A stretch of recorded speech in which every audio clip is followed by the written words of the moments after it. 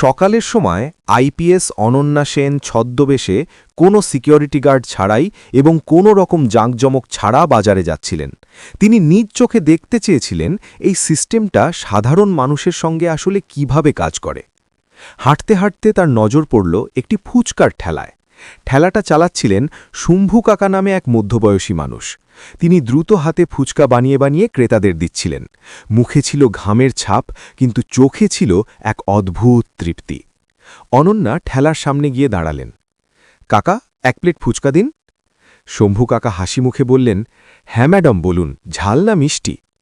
অনন্যার চোখে দুষ্টুমি ঝলকে উঠল। একদম ঝাল বানান, এমন যেন খেয়ে মজা হয়ে যায়। শম্ভু কাকা মুচকি হাসলেন। ঠিক আছে ম্যাডাম, এক্ষুনি দেখুন।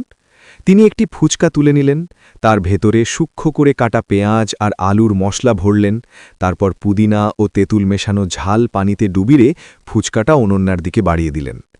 অনন্যা ফুচকাটা মুখে দেওয়ার সঙ্গে সঙ্গেই হঠাৎ চারপাশের হাসি ঠাট্টার শব্দ থেমে গেল। বাজার যেন আচমকা স্তব্ধ হয়ে গেল। তিনি ঘুরে তাকালেন, দেখলেন 2টি বুলেট বাইকে 3 জন পুলিশ এসেছে। তাদের সঙ্গে ছিলেন রাশভারী ইন্সপেক্টর বিক্রম চৌধুরী। বাইকগুলো ঠিক ফুচকার ঠেলার সামনে এসে থামল। বিক্রম চৌধুরী গোফে হাত বুলাতে বুলাতে বাইক থেকে নামলেন। শম্ভু কাকার দিকে তাকিয়ে কড়া গলায় বললেন, এই শম্ভু কাকা, তোর ঠেলা আজ আবার এখানে? কতবার বলেছি রাস্তায় ব্যবসা করতে নেই? শম্ভু কাকার মুখ মুহূর্তেই মলিন হয়ে গেল। তিনি ভয়ে 2 হাত জোড় করে বললেন, সাহেব, আমি গরিব মানুষ, বাচ্চাদের মানুষ করতে হয়, একটু সাইডে রেখেছি, কারো অসুবিধে হচ্ছে না।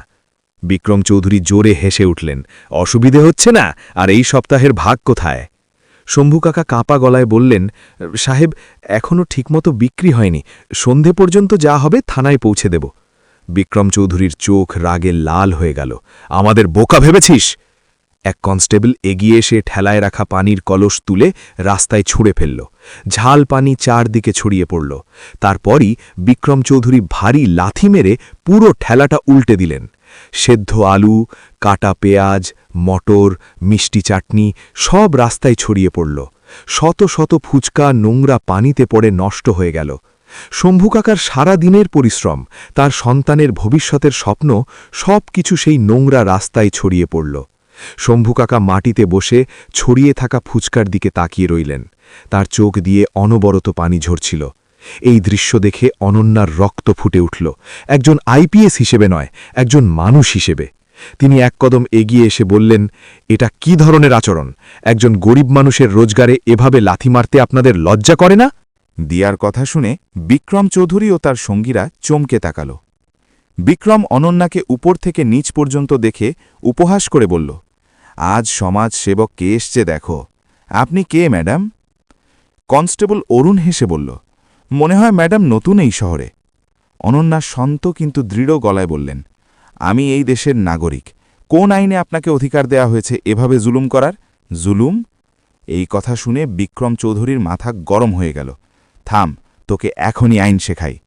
পরের মুহূর্তেই সে অনন্যার গালে সজোরে এক চড় মারল। শব্দটা এত জোরে ছিল যে বাজার স্তব্ধ হয়ে গেল। অনন্যার গালে লাল গাগ ফুটে উঠল। ভিড় স্তব্ধ, কেউ প্রতিবাদ করার সাহস পেল না। এক সিপাহী অনন্যার কবজি চেপে ধরল। সাহেব, থানায় নিয়ে যাব? বিক্রম গর্জে উঠল, হ্যাঁ, নিয়ে চলো, ওখানে এর সব দেমাগ বের করে দেব। অনন্যা বুঝলেন পরিস্থিতি গুরুতর। চাইলে এখনই নিজের পরিচয় বলতে পারতেন, কিন্তু তিনি ভাবলেন, যদি আমি আইপিএস পরিচয় দিই তাহলে এই সাধারণ নারীদের কি হবে? তিনি চুপ করে রইলেন। পুলিশরা তাকে ধাক্কা দিতে দিতে গাড়িতে তুলল। পথে অশালীন মন্তব্য চলতেই থাকল। অনন্যা সব শুনলেন, কিন্তু একটিও কথা বললেন না। প্রতিটি মুখ, প্রতিটি নাম তিনি মনে গেঁথে নিচ্ছিলেন। থানায় পৌঁছে তাকে প্রায় টেনে হিঁচড়ে নামানো হল। লকআপে ঢোকাও একে, বিক্রম চিৎকার করল। এক মহিলা কনস্টেবল তাকে মহিলা লকআপে ঠুকিয়ে বাইরে থেকে লোহার দরজা বন্ধ করে দিল। ভেতরের পরিবেশ নরকের মতো। গুমোট ঘর, ময়লা, দুর্গন্ধ, কোণে পড়ে থাকা নোংরা কম্বল। ভেতরে আগে থেকেই 2 জন মহিলা ছিল।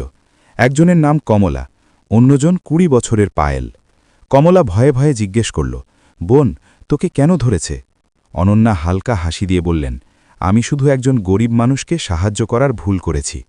কমলা দীর্ঘশ্বাস ফেলে বলল, এই দেশে গরিবদের কোনো জায়গা নেই বোন, আইন শুধু বড়লোকদের জন্য। পায়েল কাঁদতে কাঁদতে বলল, দিদি, আমি শুধু নিজের পছন্দের ছেলেকে বিয়ে করতে চেয়েছিলাম, আমার পরিবারই আমাকে পুলিশের হাতে তুলে দিয়েছে। অনন্যার বুক কেঁপে উঠল। এটাই ছিল বাস্তবতা। কিছুক্ষণ পর বিক্রম চৌধুরী পান চিবোতে চিবোতে লকআপের সামনে এসে দাঁড়াল। তো সমাজ সেবক ম্যাডাম, কেমন লাগছে সরকারি আতিথেয়তা? অনন্যা চোখে চোখ রেখে বললেন, তুমি নিজের ইউনিফর্মের অপমান করেছ। বিক্রম হেসে থুথু ফেলল। আমাকে ইউনিফর্ম শেখাতে এসো না, এই কাগজে সই করো। অনন্যা দৃঢ় গলায় বললেন, আমি কোনো মিথ্যা কাগজে সই করব না। বিক্রম গর্জে উঠল, তাহলে পরিণাম ভোগ করো। দুজন সিপাহী এগিয়ে এলো। একজন অনন্যার চুলের মুঠি ধরল। চল, সাহেব ডাকছে।